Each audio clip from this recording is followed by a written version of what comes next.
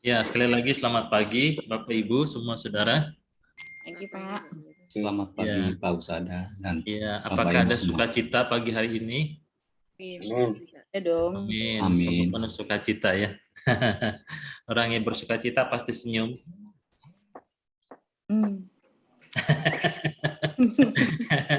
Iya, saya lagi capek sekali Bapak Ibu sekalian, kayak malas gitu ya rasanya pagi ini. Karena saya baru tidur jam berapa tadi itu jam 4 karena berapa waktu ini ada jemaat yang meninggal 3 orang ya. Sore ini jam 3 ada kebaktian penghiburan, kemarin saya harus memakamkan 1 kena COVID. Pagi tadi subuh jam 1 ada lagi meninggal begitu. Jadi saya harus ke rumah sakit lagi menemani keluarga, baru pulang dari jam 4. Jadi masih goyang-goyang gitu rasanya badan. Masih capek ya. Habis pemerintahan tidur lagi. Jam 3 ada lagi kebaktian penghiburan, jam 7 malam ada lagi. Ya, dan pas masih ada konvensi. Hari Senin saya harus berangkat lagi ke Sulawesi Tengah. Nah, makanya saya ngajak tadi berdoa di awal supaya nanti habis ini saya didoakan khusus ya. Supaya tetap kuat. Baik, minggu lalu kita belajar tentang materi yang ke-9 tentang penderitaan. Siapa di sini yang merasa paling menderita?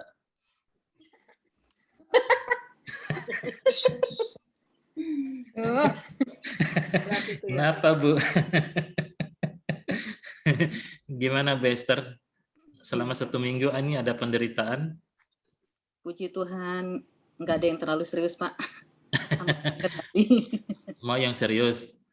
Janganlah, Pak. Oh, jangan. Aduh. Jadi apa, Bu, berkatnya, Bu, dari belajar tentang penderitaan yang Ibu dapatkan? Aduh. Kenapa, Bu, aduh-aduh terus? Ini direkam soalnya di YouTube. Iya ya, Pak. Aduh, kenapa ya?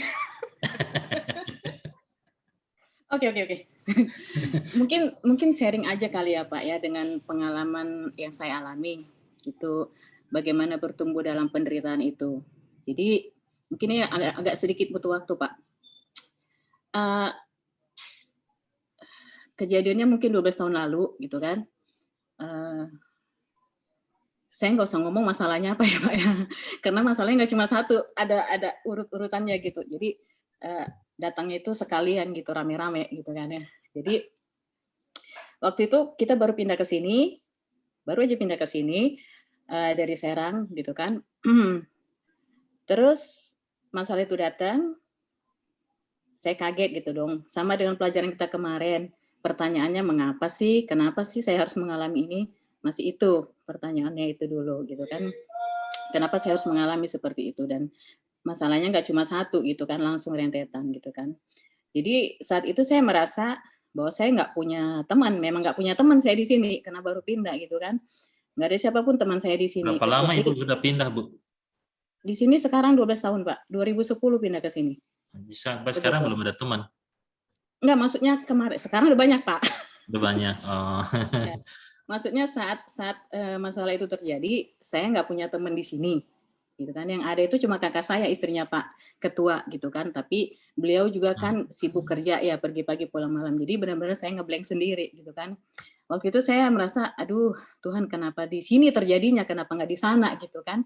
Nah, itu masih pertanyaan saya. Kalau di sana saya masih bisa nih punya teman, ada grup gitu kan yang bisa saling support gitu. Ini jauh gitu kan. Waktu itu juga komunikasi nggak ini sekarang gitu kan. Masalah WA dulu masih agak butuh pulsa gitu kan. Jadi mau curhat kayaknya butuh biaya gitu kan. Jadi ya sudahlah gitu kan. Ya tapi puji Tuhan masalah itu selesai. Nggak lama selesai gitu kan. Satu-satu selesai. Tapi yang saya alami itu bahwa pemulihan dalam diri saya itu nggak selesai gitu loh Pak. Jadi itu sangat berdampak bertahun-tahun ke belakang. Waktu itu sampai sekarang masih? Enggak lah Pak. Enggak lah ya. Maksudnya, kalau masih besok saya datang ke Cibinong. enggak Pak. Maksudnya itu ada beberapa tahun ke setelahnya itu masih berdampak gitu. Jadi akhirnya waktu itu saya sering keluar masuk rumah sakit. Bisa setahun itu 3 kali saya masuk rumah sakit, itu yang parahnya. Di rumah itu ya sebulan itu ke dokter terus gitu kan. Itu terus bertahun-tahun gitu. Jadi saya sampai bingung gitu, kenapa sih gitu kan? Perasaan saya ini udah beres gitu kan. Udah nggak mikirin tuh masalah gitu kan. Sampai akhirnya ada teman tuh yang ngenalin hamba Tuhan gitu kan. Coba sih kamu sharing ke sana katanya. Terus terang saya nggak pernah sharing sama hamba Tuhan di GKC gitu kan. Karena saya berpikir ya saya nggak nyaman gitu, mau ngobrol sama siapapun saya nggak nyaman gitu kan ya. Jadi memang saya nggak ngobrol sama siapapun, termasuk orang-orang yang ini gitu. Jadi setelah saya dibilang hamba Tuhan itu diceritakan punya karunia begini-begini, ya oke lah, saya minta nomor teleponnya. Waktu itu saya telepon, saya cuma bilang, halo Pak, saya gitu. Tapi beliau menjawab, salam Ibu, bilang gitu. Itu saya cuma dikatakan salam aja, saya merasakan damai gitu loh. Saya bisa nangis tersuduh-suduh itu, saya nggak ngomong apa-apa, cuma nangis terus nangis. Sampai Bapak itu bilang, tenang Ibu, katanya kan. Nah, saya nggak bisa ngomong, terus terang Pak, saya nggak bisa ngomong apapun nggak. Saya cuma nangis gitu kan, cuma satu kata salam saja, salam Ibu gitu. Terus akhirnya Bapak itu bilang, Ibu saya minta nama Ibu lengkap, dia bilang. Saya kasih tahu. Dia itu Bapak itu diam, saya pun diam. Akhirnya Bapak itu bilang, udah kita harus ketemu, katanya kan ya. Saya harus ketemu dengan Ibu, ada yang harus saya sampaikan, dia bilang gitu kan. Oke, saya langsung janjian, dia datang ke rumah. Dia datang ke rumah itu, ya curhat saya itu kenapa saya sakit gitu. Maksudnya tolong doain saya supaya sembuh itu kan. Karena itu yang saya alami berapa tahun ke belakang gitu kan. Itu yang saya butuhkan. Tolong doakan saya supaya sembuh gitu kan. Tapi ternyata setelah beliau berdoa di situ, dia tumpang tangan ke saya, dia malah bilang, Ibu sebenarnya sakit Ibu ini Ibu yang bikin, katanya kan ya. Wah, saya langsung shock juga gitu loh. Kok saya yang bikin sih? Saya pengen sembuh kan gitu kan. Terus bapak-bapak dia cerita, poin yang saya ambil itu bahwa Ibu tidak melepaskan pengampunan. Ibu masih menyimpan masalah itu, katanya. Dia tahu masalahnya, Pak. Saya nggak cerita. Dia tahu masalahnya apa, gitu kan. Saya nggak cerita apapun. Ibu begini. Dia kasih tahu itu rentetan. Saya langsung diam aja. Aduh, kenapa dia tahu gitu kan? Padahal saya nggak cerita gitu. Kenapa dia tahu ya gitu kan ya? Terus di situ saya langsung, oh iya Tuhan, mungkin ini Tuhan utus bagi saya untuk menolong saya, karena dia tahu tanpa saya cerita gitu kan. Oke, kemudian singkatnya Bu, akhirnya Ibu dapatkan apa? Akhirnya itu dia nasihatin saya. Dia nasihatin, Ibu harus begini, dikasih step-stepnya itu. Oke, itu saya mulai jalanin. Nah, saya belajar untuk melakukan itu, saya belajar melepaskan pengampunan, saya belajar ini. Ibaratnya saya total melepaskannya itu dari diri saya. Nah, dari situ mulai itu saya boleh mendapat pemulihan, mendapat apa yang namanya, ternyata banyak yang belum saya ini kan gitu. Banyak yang saya pelajari dari penderitaan saya kemarin. Harus begini. Jadi poinnya itu memang di saat kita mengalami penderitaan, kalau kita nggak melepaskan total, memang dampaknya panjang. Tapi kalau kita ada teman yang ngasih masukan seperti hamba Tuhan itu ngasih firman begini-begini, ternyata itu sangat menolong. Itu yang saya pelajari. Puji Tuhan. Ya, renungan tadi pagi saya buat apa itu dihibur untuk menghibur itu, ini kayaknya saya banget gitu kan. Saya banget nih gitu. Jadi nanti kalau ada kebaktian penghiburan, tolong panggil Ibu Esther ya untuk menyampaikannya. Waduh. Jadi iya, karena kalau kita menjadi orang yang pernah dilepaskan dari situasi itu, kita biasanya dapat menceritakan dengan lancar. Kalau saya nggak batasi, Ibu pasti cerita bisa setengah jam. Ya, benar. Yang lain pasti tutup kamera semua nanti. Jadi ya poinnya itu aja Pak. Baik. Banyak hal yang dipelajari itu aja. Ya, bagus Bu, bagus. Saya bisa memahami kondisi Ibu dan juga karakternya, jadi akhirnya bisa melihat. Itulah kalau orang melankolik menderita begitu ya, pahitnya seperti itu ya. Oke, Ibu Anik masih ingat minggu lalu waktu kita belajar tentang penderitaan, sumber-sumbernya apa aja Bu? Masih ingat nggak Bu? Nyontek juga nggak apa-apa Bu. Lihat di buku, mungkin untuk review ulang mengingat. Sumbernya dosa, kesalahan sendiri, kesalahan orang lain, peristiwa alam, kuasa gelap, dan didikan Tuhan. Ya, yang Ibu alami kira-kira menurut Ibu bagian mana, poin yang mana? Didikan Tuhan juga, Pak. Didikan Tuhan juga ya. Iya. Berarti ada yang lain kalau juga itu. kesalahan sendiri, itu udah Itu pasti. yang itu yang saya tunggu, soalnya Pak Atorangan sudah ketawa senyum-senyum melihatnya. Jangan ngeroyok lagi ya. Wah, memang Pak Usada itu, padahal sebenarnya Bu Ani mau menyembunyikan, tapi langsung Bapak itu langsung.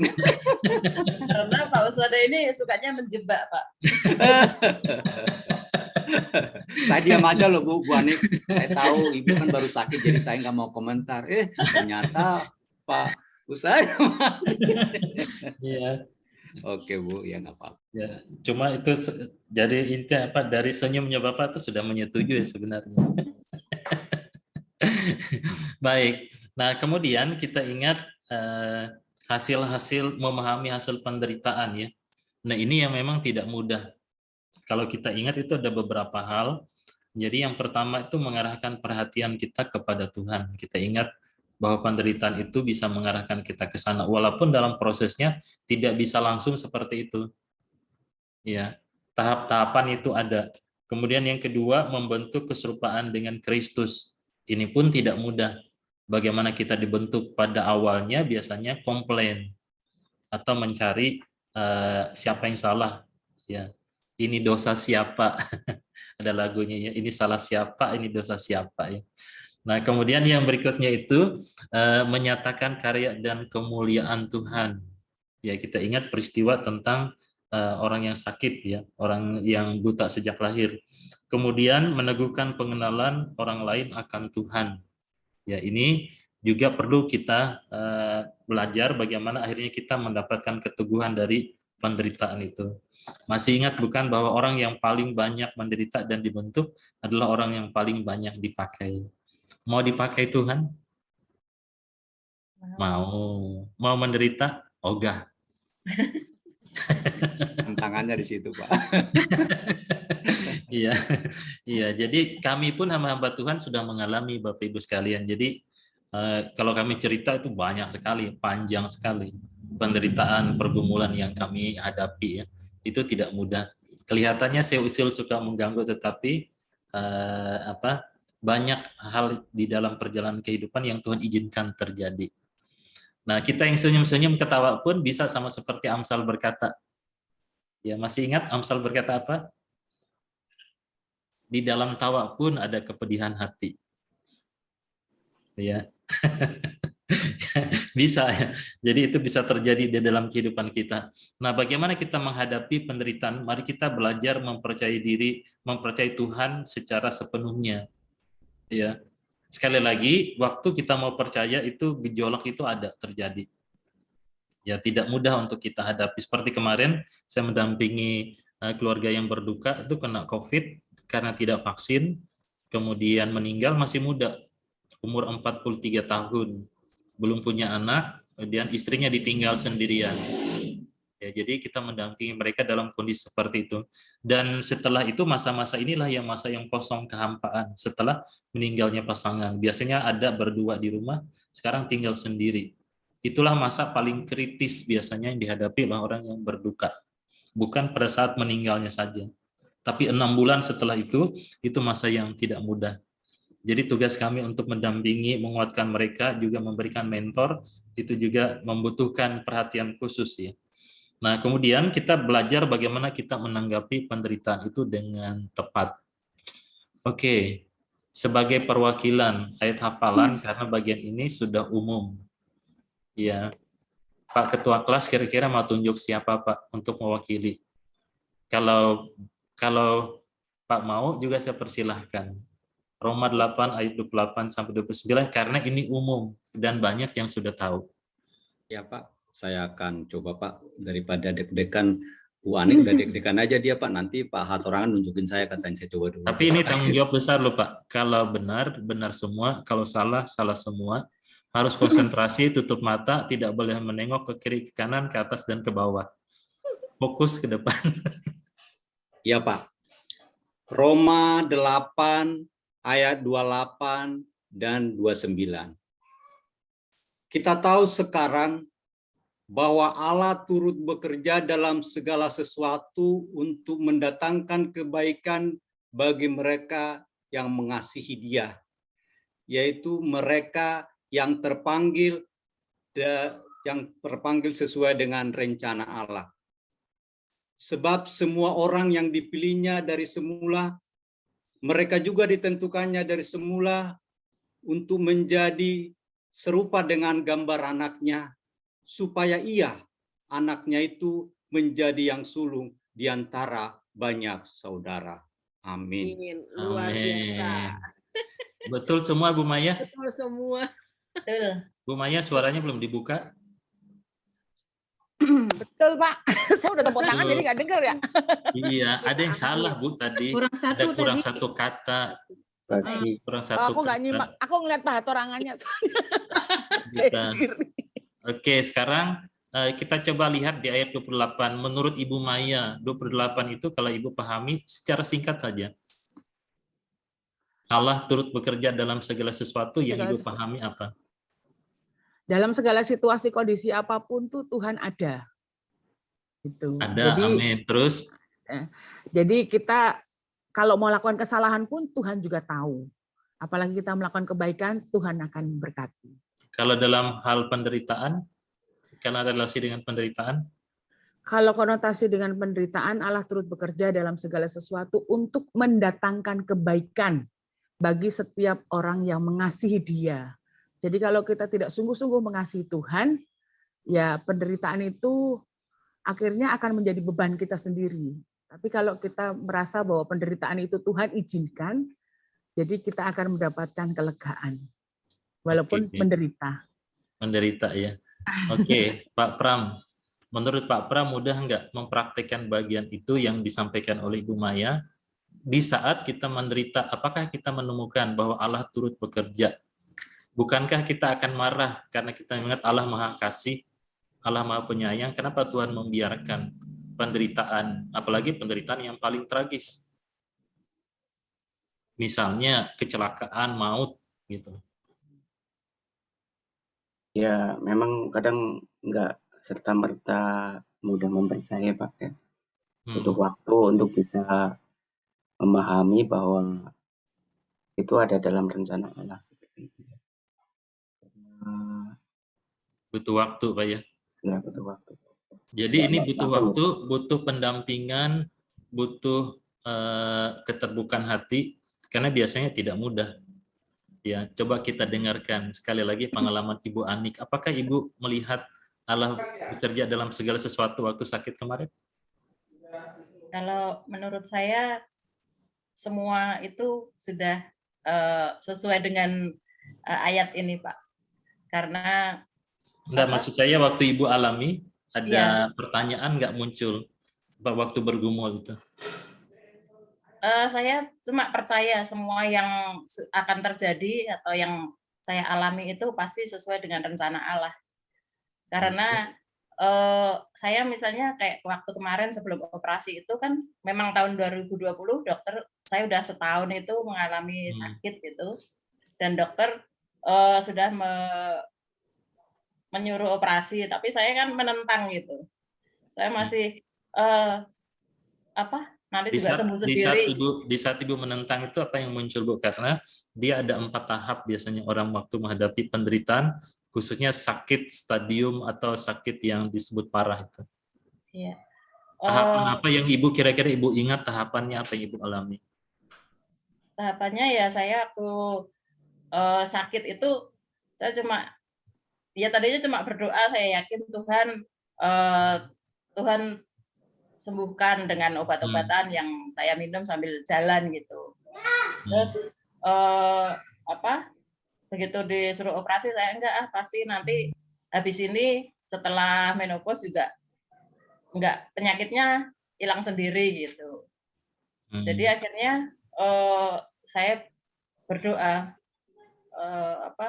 Tuhan, saya percaya kalau sesuatu yang terjadi di dalam hidup saya itu tidak ada yang di luar rencana Tuhan, dan saya yakin Tuhan pasti akan memberikan sesuatu yang lebih indah di masa yang akan datang. Dan saya terus mengingat saudara-saudara saya yang menolak untuk operasi gitu, maksudnya zaman mudanya itu memang ada penyakit yang harus ditangani tapi nggak ditangani, akhirnya menjadi kanker dan meninggal. Jadi untuk mengingat ke masa-masa keluarga saya yang pernah mengalami itu, akhirnya saya ya berdoa, Tuhan saya berserah kalau misalnya saya harus menjalani operasi menurut saran dokter, pasti Tuhan akan menolong saya, menyembuhkan saya, dan membebaskan saya dari sakit penyakit sampai di tutup usia saya. Ibu sudah langsung tutupnya dengan tutup usia. 70. Masih panjang umurnya, 70. jangan langsung itu, Iya. masih muda kok. Ya, biasanya kalau kita menghadapi satu sakit yang parah, secara psikologi yang kami pelajari itu ada 4 tahap. Nanti Bapak Ibu ingat baik-baik ya. Yang pertama itu secara karakteristik kita biasanya menyalahkan. Menyalahkan ini bisa menyalahkan diri sendiri, menyalahkan orang lain, menyalahkan dokter, bahkan mungkin kita menyalahkan Tuhan. Itu reaksi pertama biasanya terjadi di saat mungkin kita divonis satu sakit yang parah atau satu kondisi yang di luar kemampuan kita untuk dapat memahaminya, berat sekali begitu. Nah, kemudian yang kedua, itu terjadi biasanya tawar-menawar. Ya. Tawar-menawar biasanya kalau sakit kemudian ada negosiasi. Tuhan, kalau saya sembuh saya akan melayani. Nah, coba senyum yang bilang begitu. Saya, Pak. Saya akan berikan ini, saya lakukan ini. Itu biasanya terjadi di dalam hidup kita.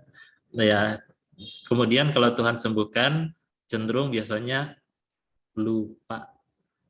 Enggak, Pak.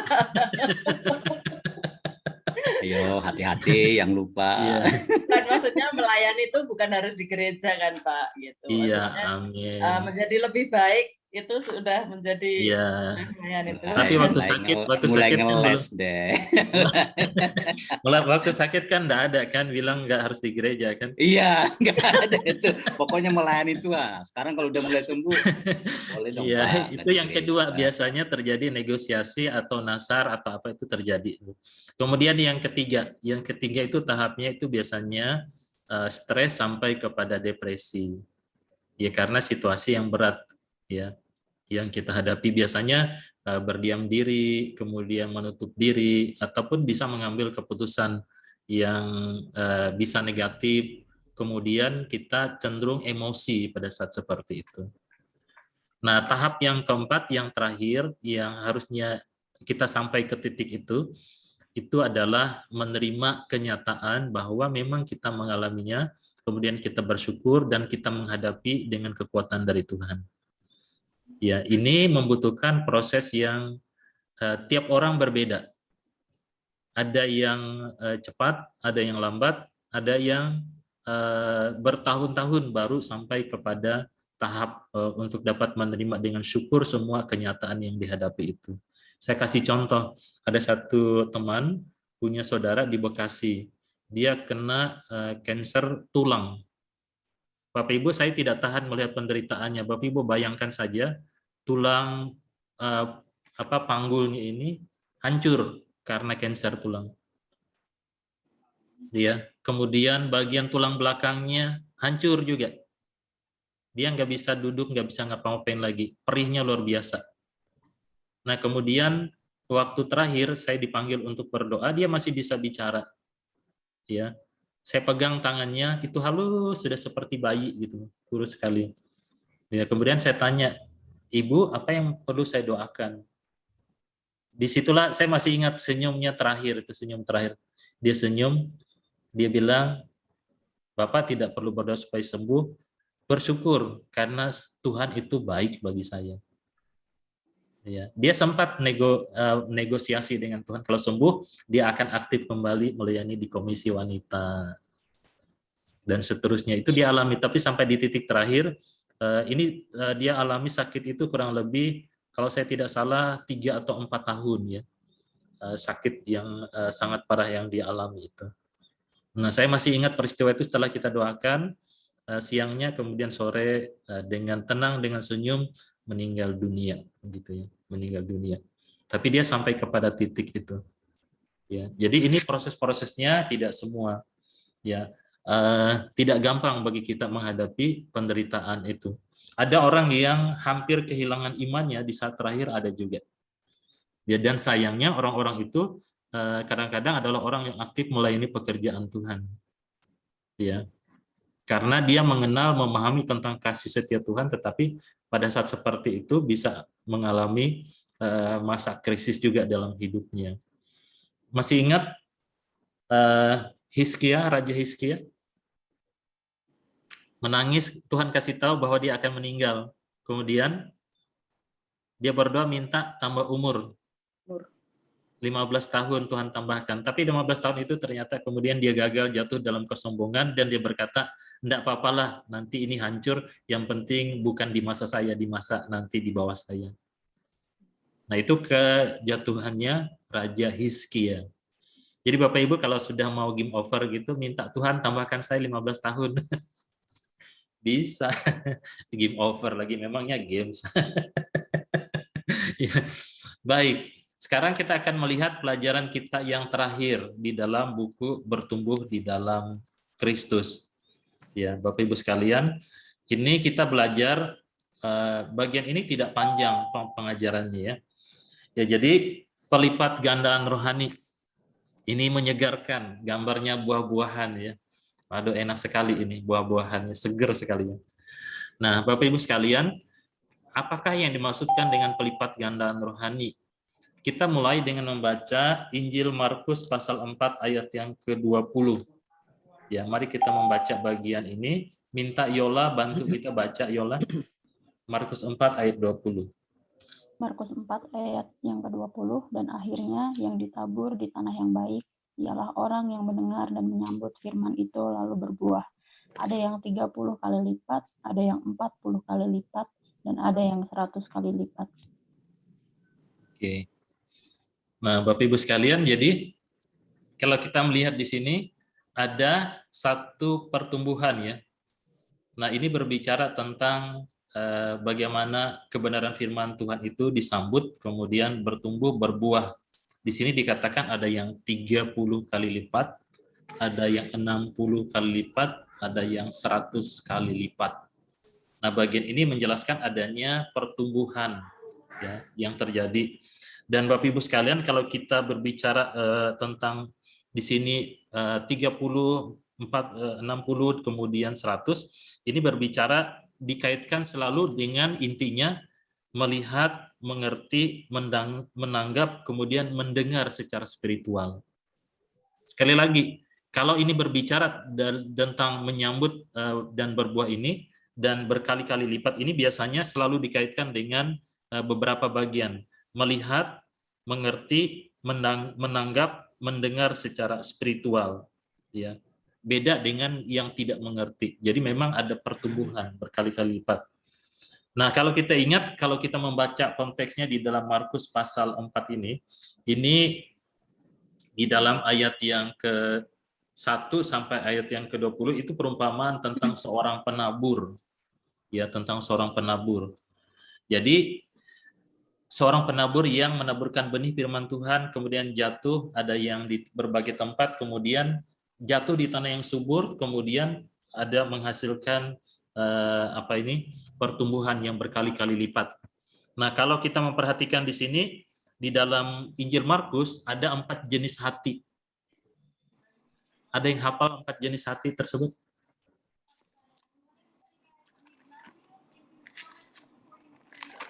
Ada yang hafal kisah ini? Karena ini cerita sekolah minggu. Perumpamaan tentang seorang penabur. Ada yang masih ingat kisahnya? Jatuh pertama di mana? Di tanah berbatuan. Tanah batu. Di tanah berbatu. Yang kedua, jatuh di Semak duri. semak duri. Yang ketiga, Tanah subur. Tanah yang subur. Baik, tanah subur. Satu lagi, pinggir jalan. di pinggir jalan. Nah, Bapak Ibu sekalian, kalau dalam bahasa Inggrisnya itu dikatakan ada 4 jenis hati. Yang pertama itu unresponsive heart. Jadi hati yang tidak berespon. Ya, unresponsive heart. Kemudian yang kedua itu adalah impulsive heart. Ya, impulsive heart. Kemudian yang ketiga itu ini bahasa Inggrisnya kalau saya salah tolong dikoreksi. Preoccupied, hati yang sibuk. Tulisannya PREOCCOPIED, heart. Jadi preoccupied heart. Nah, kemudian yang keempat itu responsive heart. Ya. Jadi kita bisa belajar. Ini memang menarik bagian firman Tuhan ini. Jadi apakah pelipat gandaan rohani? Pelipat gandaan rohani ini bermakna bahwa kita melihat, mengerti, menanggap, dan mendengar secara spiritual. Itu yang penting ya. Nah, kemudian berikutnya lagi, kalau kita melihat dalam Yohanes 15 ayat yang ke-8. Mengapa harus ada pelipat gandaan rohani? Ya. Mengapa? Nah, gambarnya di sini banyak ya. Walaupun ini kelihatannya satu warna ya. Ya, orang-orang dari rekan-rekan kita yang berkulit hitam ya. Tapi ini berbicara tentang jumlah banyak begitu ya. Dalam hal inilah Bapakku dipermuliakan, yaitu jika kamu berbuah banyak, dengan demikian kamu adalah murid-muridku. Nah, kita bisa tanya balik, apakah kita murid Tuhan? Ya. Apakah kita berbuah banyak?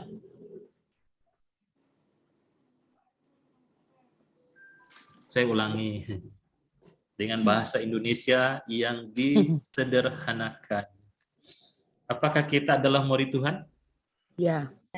Ya. Apakah kita sudah berbuah banyak? Belum. Masih kurang banyak. Apakah Bapak kita dipermuliakan?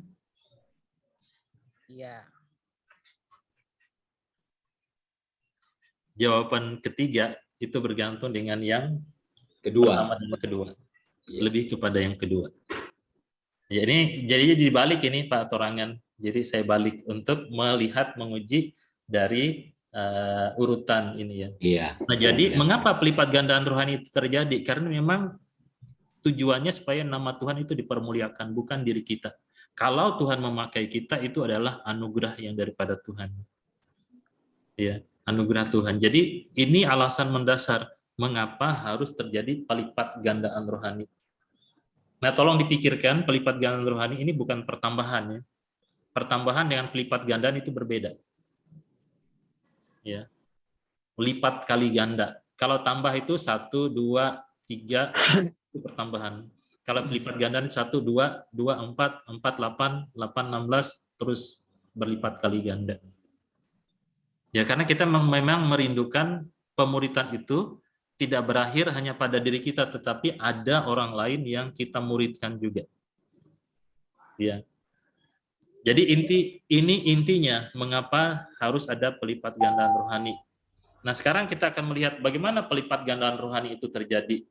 Kita akan melihat contohnya dari yang dialami oleh Yosua di dalam Yosua 1 ayat yang ke-8.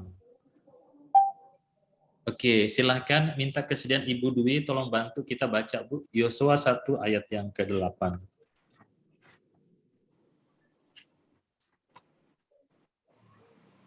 Yang di slide juga enggak apa-apa, Bu.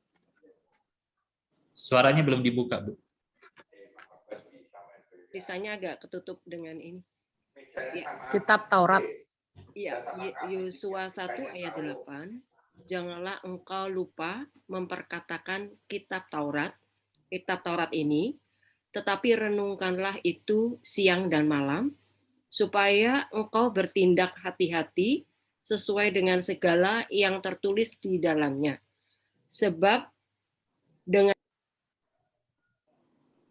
Suaranya tertutup lagi, Bu. Ya, maaf. Sebab dengan demikian perjalananmu akan berhasil dan engkau akan beruntung. Amin. Oke, terima kasih Bu Dwi.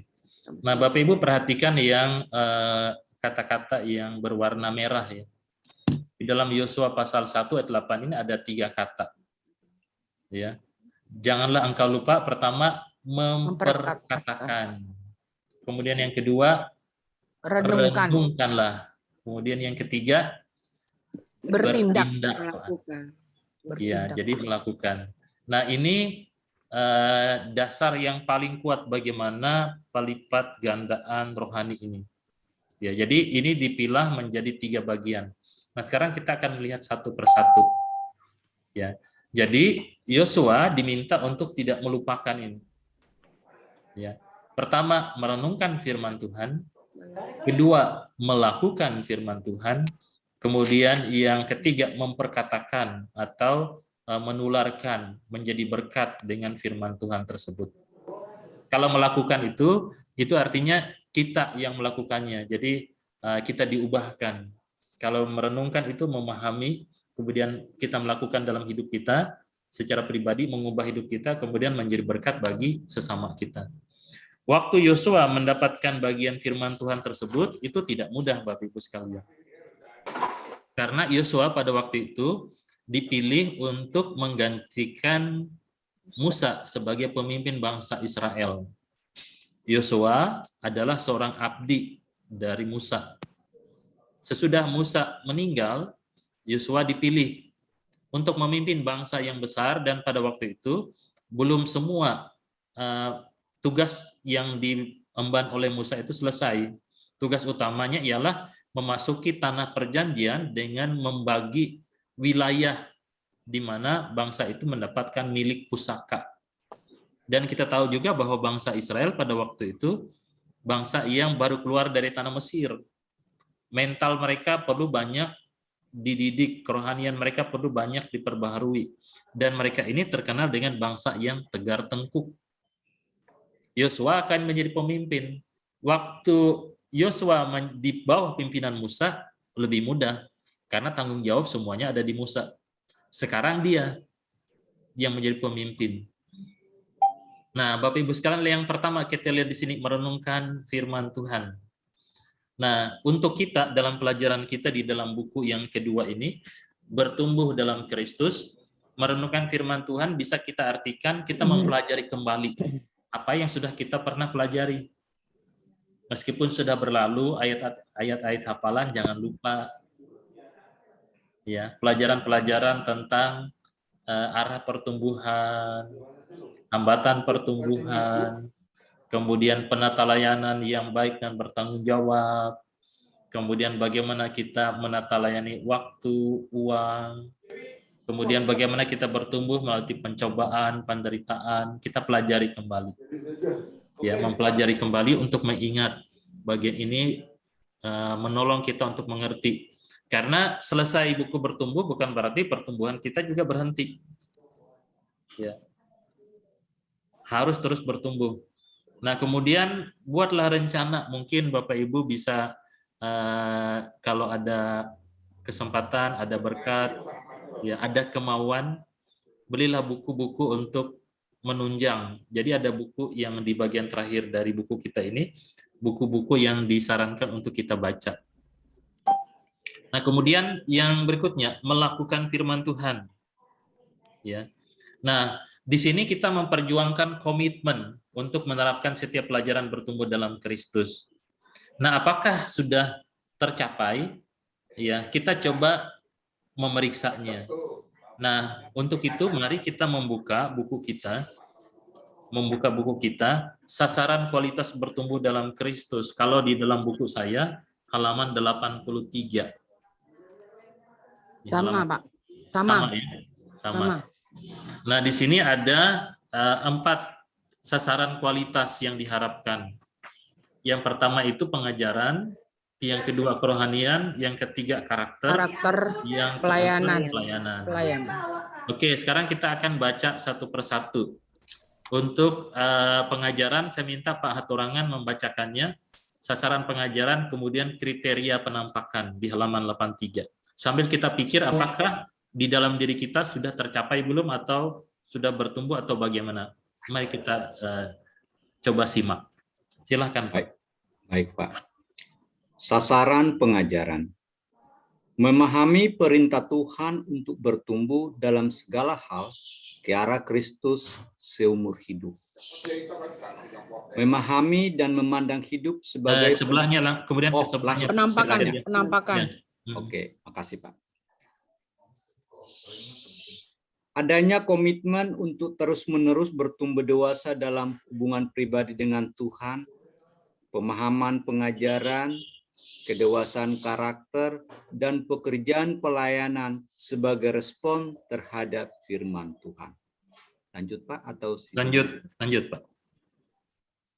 Sasaran pengajaran memahami dan memandang hidup sebagai penata layan atas milik Tuhan.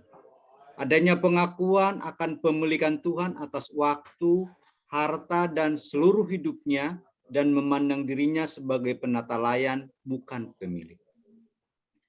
Memahami bagaimana bertumbuh melalui dinamika pertumbuhan di dalam pengambilan keputusan, pencobaan, dan penderitaan. Menunjukkan kerinduan untuk mengalami Tuhan, dan menerapkan firman-Nya dalam mengambil keputusan, mengatasi pencobaan, dan menghadapi penderitaan dengan menunjukkannya melalui penerapan pribadi. Oke, terima kasih Pak. Jadi ini sasaran pengajarannya. Nanti Bapak Ibu bisa lihat evaluasi, kemudian kriteria penampakan maksudnya sudah nampak nggak di dalam kehidupan kita secara pribadi, ya? Atau baru mulai, atau ada hambatan segala macam, kita bisa lihat. Ini dari sisi sasaran pengajaran, ya, sasaran kualitas yang diharapkan. Makanya saya suka dengan cara atau yang dibuat di dalam buku pemuritan ini karena ada tolok ukurnya, ada yang bisa kita lihat untuk keberhasilan daripada kualitas di dalam pemuritan ini. Kemudian yang kedua, sasaran kerohanian. Ya, minta kesediaan Pak Pram membacakan seluruh bagian sasaran kerohanian dan kriteria penampakannya. Dan kerohanian, yang pertama mengalami perkembangan dalam hubungan pribadi dengan Tuhan. Kriteria penampakannya terus-menerus memperbaharui komitmen dan menjaga kesetiaan dalam disiplin rohani untuk bergaul dengan Tuhan melalui firman, doa, dan waktu teduh. Yang kedua, menggunakan dan menanggapi sarana pertumbuhan.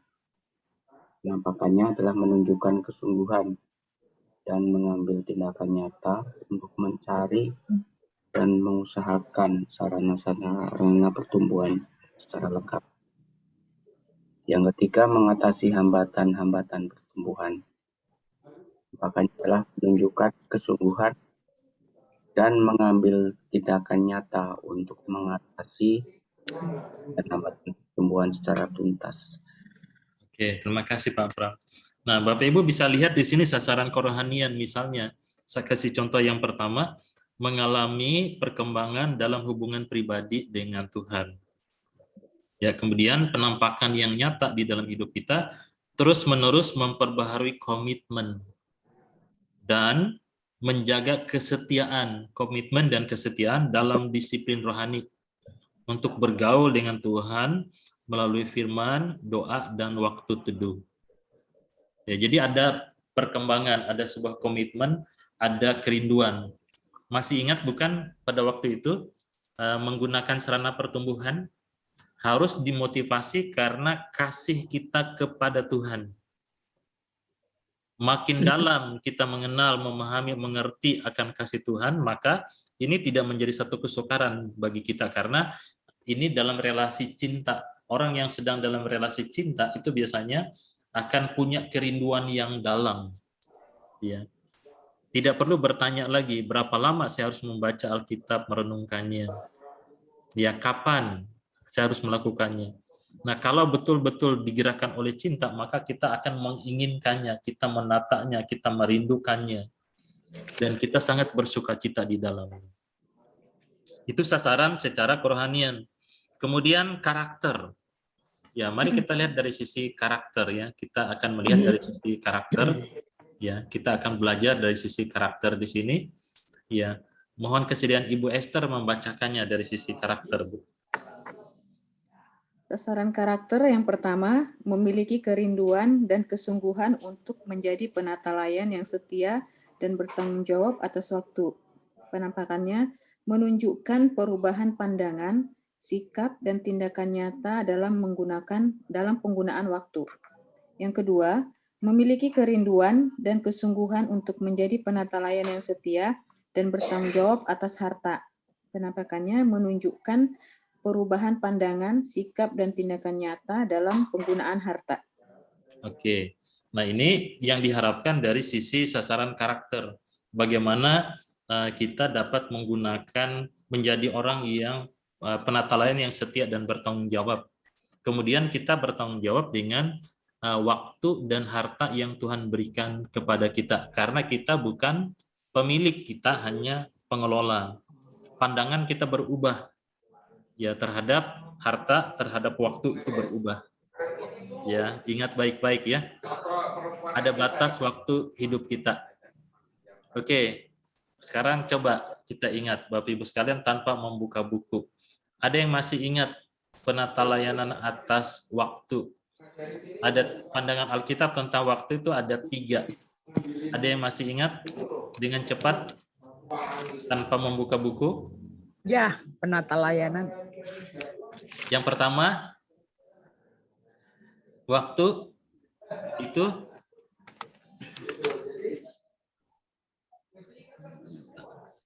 milik Tuhan gitu, Pak. nah, jangan buka buku ya.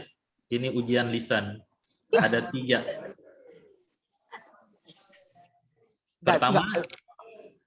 Pertama, kalau nggak ada yang jawab, berarti kita ulang lagi buku ini dari awal. Ya Tuhan, ampunilah. Pertama, tahun jawab. Waktu itu singkat. Iya. Masih ingat bukan? Ya. Ada batasnya, singkat waktu itu. Digambarkan seperti uap, bayang-bayang berlalu, dan sebagainya. Oh, ya. Yang kedua, Tidak tahu waktu di dunia adalah untuk mempersiapkan untuk kekekalan. Kemudian yang ketiga, berapa yang tersisa? Kita tidak tahu berapa yang tersisa. Walaupun Bapak Ibu bisa menghitung dengan permintaan kemarin. Mintanya kemarin 90, sisanya tinggal dikurangi dengan apa yang ada sekarang. Dipotong kelakuan. Berapa lagi tuh Bu Maya? 90. Saya 90, Pak. Iya, makanya. 90. Berarti lama lagi ya, Bu ya? Masih lama, Bu Mai. Masih lama 40 ya. lagi, masih 40 lagi. Iya. Berarti bisa lagi Bu jadi penatua kedukaan ya, Bu ya. Saya bagian lapangan aja, bagian lapangan. Iya, bagian lapangan ya. Jadi itu salah satu. Jadi kita ingat. Nah, mengapa saya mudah mengingat, Bapak Ibu sekalian? Ada 2 yang saya lakukan. Ada beberapa. Pertama, saya mempelajari. Yang kedua, saya membagikan dengan mengajar. Yang ketiga, saya sering sentuh di dalam khotbah. Iya. Jadi akhirnya tidak sengaja bagian-bagian dari buku itu saya bisa ingat dan saya sendiri sangat diberkati. Meskipun demikian, saya tidak menganggap diri saya sudah mengetahuinya dengan baik, tidak. Tiap kali kelas pemuritan seperti ini, saya duduk untuk membaca ulang apa yang akan saya sampaikan kepada Bapak Ibu sekalian. Karena berbeda kalau kita tidak duduk membaca ulang, kemudian kita berdoa, yang disampaikan itu rasanya berbeda. Ya, tidak sama. Jadi kita harus betul-betul rendah hati minta Tuhan menolong kita, memampukan kita. Nah, ini bagian melakukan firman Tuhan. Kemudian yang terakhir, Yola tolong baca sasaran pelayanan. Sasaran pelayanan, mempelajari lebih dalam, melakukan lebih teratur, dan menularkan bertumbuh dalam Kristus. Penampakannya, melakukan tinjauan pelajaran dengan baik, dan merencanakan untuk mempelajari, melakukan, dan menularkan bertumbuh dalam Kristus. Oke, terima kasih Yola. Jadi ini pelayanan. Jadi kita lihat di sini, pengajaran kita harus memahami dengan baik, kemudian kerohanian kita juga bertumbuh, kita diubahkan, kemudian karakter kita diubahkan, kemudian pelayanan kita juga berkembang, berdampak kepada pelayanan. Nah, ini sasaran daripada pertumbuhan. Jadi sasaran kualitas bertumbuh di dalam Kristus.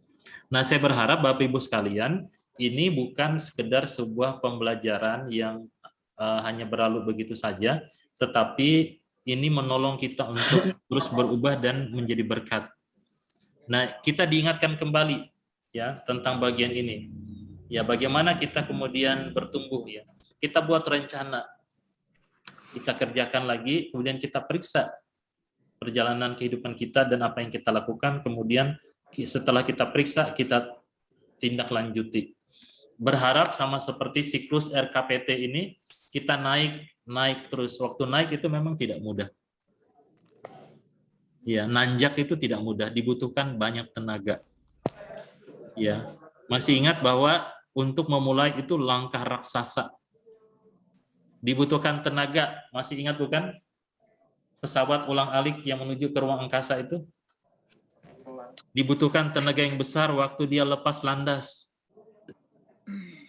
Ya, waktu memulai itu memang dibutuhkan kemauan keras, dibutuhkan kerja keras, kemauan keras, dibutuhkan komitmen, dibutuhkan pengorbanan.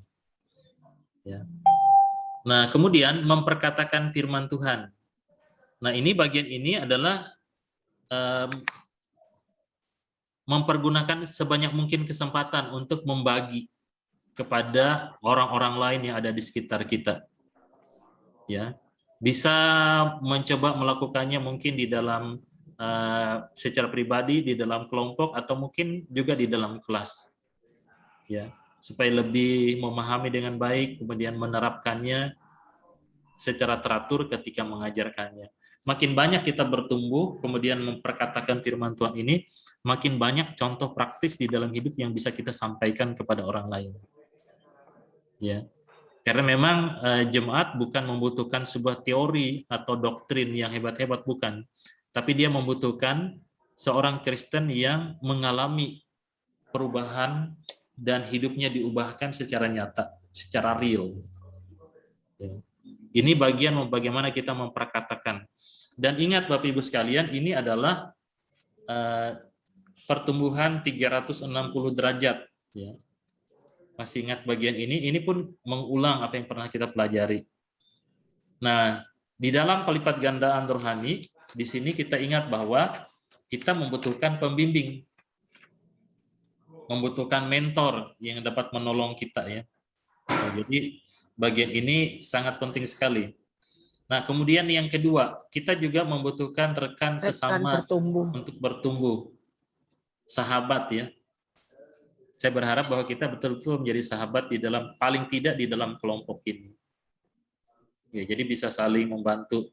Jangan ada lagi orang yang merasa sendiri. Ya, jangan sampai ada orang seperti yang disaksikan oleh Ibu Esther tadi itu. Nggak punya teman. Nggak punya teman. Nah, biasanya memang tipikal orang melankolik seperti Ibu Esther itu lama mendapatkan teman. Tapi kalau sudah dapat teman, susah untuk dilepaskan. Tapi mulai mencari teman itu tidak mudah. Ya. Waktu itu usia Ibu Esther berapa, Bu? Waktu kesulitan dapatkan teman itu? Berapa, Bu? Suaranya tak terdengar. 40, Pak. 40. Ya, 40, 52 kurang 12. Sebenarnya saya nggak susah mendapatkan teman, Pak. Cuma karena baru pindah ya. Nah, jadi benar-benar nggak ada kenal siapapun gitu. Ya, kemudian saya ingatkan Bapak Ibu sekalian ya. Nanti dekat-dekat usia kita 60, kalau pensiun, usahakan jangan pindah tempat. Iya. Iya. Mama. Ya, salam ya Bu ya. Ya, jadi usahakan jangan pindah tempat, karena kami banyak mendampingi teman-teman yang pensiun pindah tempat itu dia sulit lagi untuk mencari komunitas baru. Makin tua kita biasanya makin sulit untuk beradaptasi. Iya, ada stressing tersendiri. Pram, nggak usah ke Jawa Pak Pram, Cibinong aja kalau udah pensiun 2 tahun lagi. Kalau saya udah pensiun Pak, udah gua alami. Oke Pak, sama Pak. Ya, jadi Pak Pram mau pindah atau tetap Cibinong Pak? Saya nggak tahu deh, di kampung kali ini. Di kampung. Kalau Pak Pram ini polos, kampung kali. Iya, cuman di masa-masa pensiun itu ada sindrom tertentu ya. Nah, saya saksikan sedikit. tadi malam yang jam 1:05 meninggal itu jemaat kami yang sedang stres oleh karena tahun depan akan pensiun. Bukan tahun ini, bulan Mei akan pensiun. Terus banget. Jadi dia cukup stres, kemudian akhirnya kena serangan jantung. Ya sedih juga, dia tidak sangat khawatir, sangat stres, padahal masih ada beberapa waktu lagi dia untuk mempersiapkan diri. Dia tidak siap untuk menghadapi itu, sehingga kemudian sangat berpengaruh besar dalam psikisnya. Dia cukup stres ya. Kurang mempersiapkan diri Pak, sebelumnya harusnya 5 tahun sebelum pensiun harus sudah mempersiapkan diri itu secara psikologisnya. Iya, memang seharusnya begitu Pak, idealnya. Nah, tetapi kemudian berikutnya Bapak-bapak, Ibu-ibu sekalian, tolong menghadapi perbedaan ya antara suami dan istri khususnya. Biasanya kalau sudah masa-masa tua, masa pensiun, Bapak-bapak itu cenderung akan lebih ke arah rumah atau mungkin kepada sesuatu yang bersifat lebih tenang. Misalnya berkebun, pulang kampung, segala macam, cari-cari seperti itu. Nggak banyak ngomong, jadi menikmati. Ya, kadang-kadang jangan heran Bapak-bapak bisa nanam bunga atau melihara binatang pada saat itu, lebih santai. Nah, sementara ibu-ibu lain lagi masa itu. Maunya jalan, maunya keluar, maunya pergi. Amin, ibu-ibu. Tawa aja Bapak katanya. Enggak, Pak. Enggak betul. Kurang betul. Enggak betul, Ibu ya. Kurang betul. Kurang betul ya. Jadi secara psikologi itu bisa terjadi, dan kalau itu tidak ditanggapi dengan baik, biasanya akan terjadi problem di dalam relasi suami istri. Ya, bersyukurlah kalau Ibu Maya bisa lebih tenang, lebih. Iya Pak, sudah setahun lebih, 1,5 tahun suami udah pensiun. Udah pensiun ya. Sudah. Iya. Aman. Okay. Aman ya Bu ya. Semuanya. Aman, puji Tuhan. Dan masa-masa ini memang masa-masa suami istri itu menuju kepada persahabatan, pertemanan. Ya sama seperti masa-masa remaja pemuda dulu. Ya mulai pacaran, mau pacaran lagi, tapi sayangnya sudah ada satu pengaruh biasanya. Ada 5 huruf. Tolong tebak, tengahnya K. Peka, bukan. Terakhirnya N. Pikun.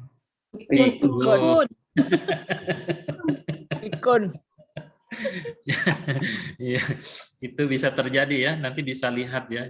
Pikun taruh kacamata di depan, kepala, tapi tanya di kepala, dimana? tapi tanya di mana gitu ya. Jadi itu terjadi. Jadi Yola dengarkan aja ya. Yola ini pengalamannya. Baca biar gak pikun. Iya. Iya, dan yang payahnya yang sering pikun itu kebanyakan adalah kaum pria, kebanyakan. Hati-hati, Bapak. Ya, Bu Dwi, mentang-mentang Pak Ade belum pensiun. Seharusnya sudah, Bu. Puji Tuhan. Masih diperpanjang. Iya. Ya, oke. Jadi ini di dalam pertumbuhan kelas 360 derajat sini, kita ingat juga, Bapak Ibu harus ada bagian yang berikutnya. Orang yang kita bimbing. Ya. Jadi bukan hanya kita dibimbing, bukan hanya ada rekan, tetapi ada orang yang kita bimbing. Ya, barangkali bukan seperti kelas pemuritan seperti yang kita jalankan sekarang. Mungkin Bapak Ibu bisa melakukan hal yang lain. Mungkin juga bukan orang yang jauh, bisa saja cucu atau ponakan yang memang konsentrasi kita perhatikan. Saya sendiri bukan hanya sekedar mengajar di gereja atau kelas-kelas pemuritan seperti yang kita jalankan sekarang. Saya juga punya concern dengan ponakan-ponakan saya. Jadi saya punya visi keluarga. Visi keluarga itu untuk ponakan mereka harus paling tidak S1. Itu kami gumulkan bersama-sama. Kemudian yang kedua, mereka juga terlibat aktif di dalam pelayanan. Jadi keluarga dari saya maupun keluarga dari Ibu Elsa. Ya. Karena jangan sampai kita mengabaikan mereka. Ya. Nah, anak sendiri juga menjadi perhatian serius. Jadi anak sendiri, kemudian ponakan-ponakan itu kami punya visi keluarga juga. Ya, contoh yang lain misalnya visi keluarga itu tahun depan ini Januari kami punya kerinduan seluruh keluarga besar dari ibu saya di Kalimantan, kami akan mengadakan Natal bersama. Nah, saya merindukan ada satu kebangunan rohani di tengah keluarga mama saya. Ini keluarga besar, Bapak Ibu sekalian. Ya, ada 200 lebih, bisa sampai 300 orang dari keluarga pihak mama. Ini keluarga besar. Bukankah itu satu kelompok jiwa yang potensial untuk dimenangkan? Nah, kami ada grupnya, grup keluarga besar dari mama itu ada. Tiap pagi saya memberikan firman Tuhan, tante saya, om saya, saya bagikan firman Tuhan, saudara-saudara. Ada yang non-Kristen juga percaya untuk bisa saya konseling, dikembalikan kembali kepada jalannya. Ya, jadi selama Tuhan masih memberikan kekuatan, lakukan. Ada orang yang kita bimbing. Nah, Bapak Ibu bisa menemukannya itu seperti Ibu Maya tadi saya tanyakan. Kumpul-kumpul di situ kan ada puluhan orang, 40-50 orang.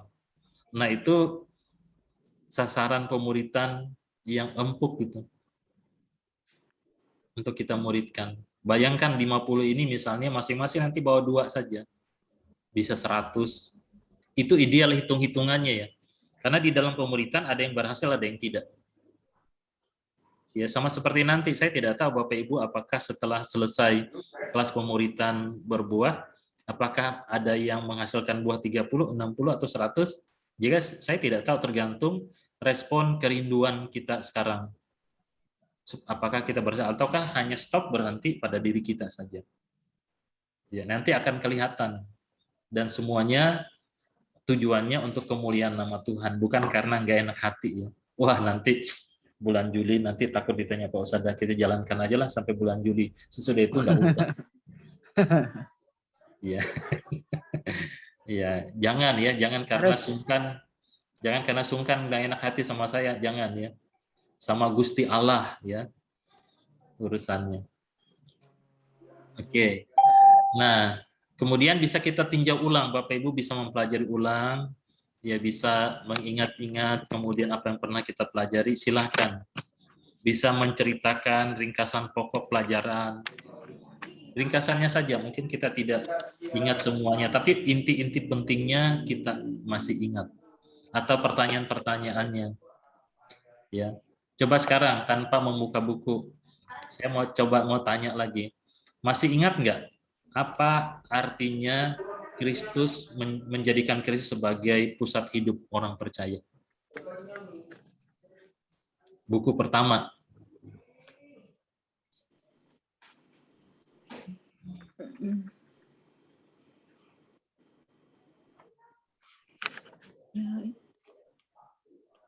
Masih ingat 3T? Ingat 3T. Menjadikan Kristus sebagai Tuhan, teladan, dan tujuan. Pertanyaan kuncinya kalau menjadikan Kristus sebagai Tuhan adalah apakah sudah sesuai kehendak Tuhan? Apakah ini sesuai dengan kehendak Tuhan? Kemudian kalau menjadikan Kristus sebagai teladan, pertanyaannya apakah kita sudah serupa dengan Kristus? Apakah ini sudah serupa dengan Kristus? Kalau menjadikan Kristus sebagai tujuan? Sudah menyenangkan Tuhan belum? Apakah ini mengasihi dan memuliakan Tuhan? Menyenangkan. Ya, jadi bisa ditanya itu ya. Jadi ini pokok-pokok penting ini bisa mungkin dengan sederhana. Ibu-ibu, bapak-bapak bisa kepada anak atau cucu, kepada ponakan bisa sampaikan. Ini loh 3 pertanyaan kunci sambil diskusi, sambil bicara.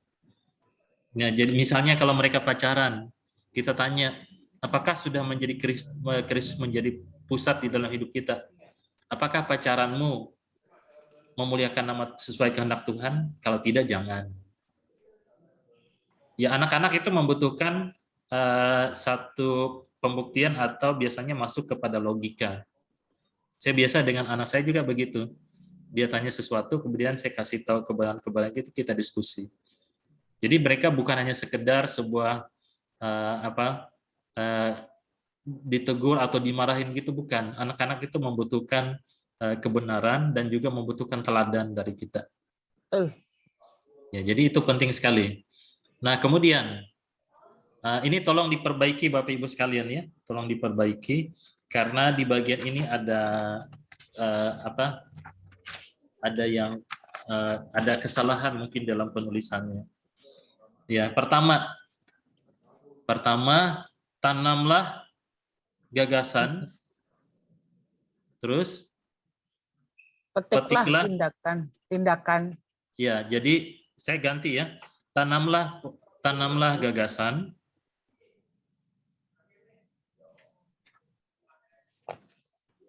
Tanamlah pemahaman. Tanamlah pemahaman. Tuailah tindakan. Tanamlah pemahaman. Tuailah tindakan. Ya, kemudian berikutnya, taburlah tindakan, tuailah kebiasaan.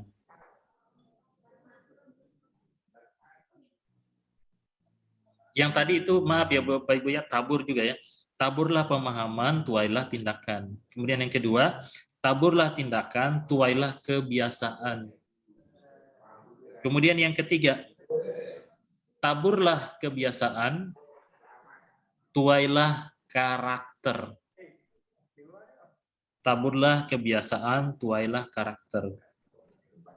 Kemudian yang terakhir, taburlah karakter, tuailah kehidupan. Ya. Karena bagian ini nampaknya memang terjemahan dari bahasa Inggris ya. Karena kita tidak ada bagian yang kurang tepat, petiklah nasib gitu. Jadi kita kan nggak pakai nasib. Berarti ini perkataannya Pak Pendeta Usada ya Pak, bukan Pak Samuel Smiles ya? Samuel Bu, Samuel Smiles. Oh tetap. Ya tetap ini, tapi diperbaiki di dalam bagian buku yang lain. Beliau yang sampaikan. Saya hanya sampaikan saja Bu. Baik. Saya ulangi ya, taburlah pemahaman, tuailah tindakan. Taburlah tindakan, tuailah kebiasaan. Taburlah kebiasaan, tuailah karakter. Taburlah karakter, tuailah kehidupan. Ya. Baik. Nah, kemudian komitmen. Ya. Komitmen.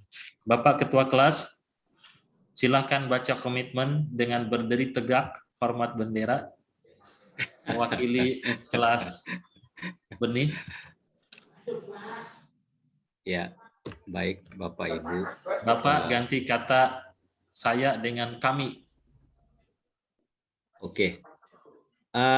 Semua saya ucapkan baru semua, kalau komitmen biasanya begitu Pak. Kalau di sini bagaimana Pak Usada? Metodenya kan saya bacakan, apakah begitu atau hanya saya Pak? Atau bagaimana Bapak kira-kira? saja mewakili, yang lain mengaminkan dalam hati saja. Oke, baik Pak, baik. Komitmen bertumbuh dalam Kristus. Kami akan berusaha dengan sungguh hati untuk secara teratur memeriksa dan menjaga pertumbuhan pribadi dalam hal hubungan pribadi dengan Tuhan, pemahaman pengajaran, kedewasaan karakter, dan pekerjaan pelayanan. Memperdalam dan memegang teguh pemahaman atas kebenaran-kebenaran, dasar mengenai pertumbuhan, penata layanan, dan dinamika pertumbuhan. 3.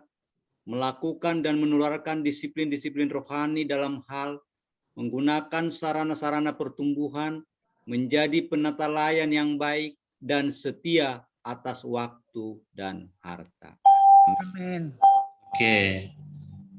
Di dalam buku kita, dengan pertolongan Tuhan, tanggal, tanda tangan, mengetahui, nanti saya tanda tangan kalau saya datang. Ya, tanggal hari ini 9 April 2022, tanda tangan. Ya, ini komitmen ya. Komitmen. Saya pernah membaca banyak perjanjian damai yang dibuat di dunia ini. Tetapi tidak ada perjanjian damai yang tahan selama 2 tahun. Kecuali perjanjian damai yang dibuat oleh Tuhan dengan umat manusia dengan darahnya. Ya, kita itu mudah melanggar komitmen. Saya berharap komitmen ini tidak dilanggar. ya. Kemudian kita setia. Ini untuk kebaikan kita sendiri. Nah, ini bagian terakhir Bapak Ibu sekalian, mengapa disebut kambium? Ya begini. Kambium itu diambil dari kata ini, komunitas pertumbuhan iman untuk menjadi murid Kristus. Ya, ini asal kata kambium. Ya. Nah, kemudian kita sudah belajar buku 1, buku 2. Nanti berikutnya kita masuk buku yang ketiga, berbuah dalam Kristus. Buahnya segar sekali, anggur ya. Nah, kemudian di dalam bagian ini ada beberapa hal nanti akan kita pelajari. Ya, garis besarnya saja kita lihat ada sasaran, ada prinsip ya. Kita lihat di sini di dalam kita belajar bagaimana kita bertumbuh dan mengerjakan misi bagi dunia. Ya. Jadi kita akan belajar tentang 3 bagian pokok penting nanti. Ya. Yang pertama itu adalah perspektif pelayanan. Kemudian yang kedua, bagaimana kita bicara tentang profil pelayanan. Ya, kemudian yang ketiga, pola pelayanan, amanat agung. Ya. Nah, kemudian yang terakhir, bagaimana kemudian kita menjadi berkat pelipat ganda rohani, berbuah dalam Kristus. Jadi diharapkan secara akar kita sudah berakar di dalam Kristus, kuat dalam disiplin rohani. Mengerti tentang doa, membaca firman Tuhan, mengerti bagaimana peran Roh Kudus menjadikan Kristus sebagai pusat di dalam hidup kita, kemudian kita bersaksi, kita juga bersekutu. Nah, kemudian yang kedua, kita bertumbuh. Arah pertumbuhannya jelas, yaitu menjadi serupa dengan Kristus. Kita menggunakan sarana yang ada, ya sarana yang ada. Kemudian kita menjadi penata layanan yang baik, yang setia dan bertanggung jawab. Kemudian kita tumbuh dalam dinamika pertumbuhan, pencobaan, penderitaan, kemudian kita menularkannya bagi sesama kita. Nah, Bapak Ibu sekalian, ini ayat hafalannya, ya. Markus 4 ayat yang ke-20. Ya. Dan akhirnya yang ditaburkan di tanah yang baik ialah orang yang mendengar dan menyambut firman itu lalu berbuah. Ada yang 30 kali lipat, ada yang 60 kali lipat, dan ada yang 100 kali lipat. Ya.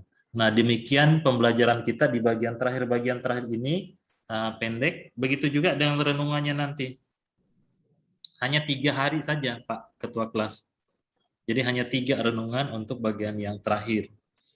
Nah, kemudian Bapak Ibu sekalian, jika Bapak Ibu menyukai atau ingin menerapkan jurnal Project Timotius yang ada di buku kita ini, Bapak Ibu juga bisa mencoba menggunakannya, memakaikannya dan mempraktekannya. Maksudnya di halaman 84 itu misalnya arah pertumbuhan, kepada siapa membagikannya, kapan membagikannya.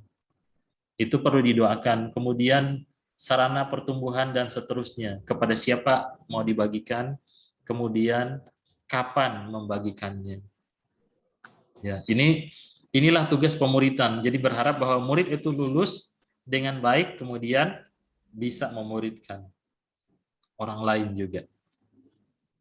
Oke, sampai di sini. Apakah ada pertanyaan atau masukan atau hal lain? Silakan bebas.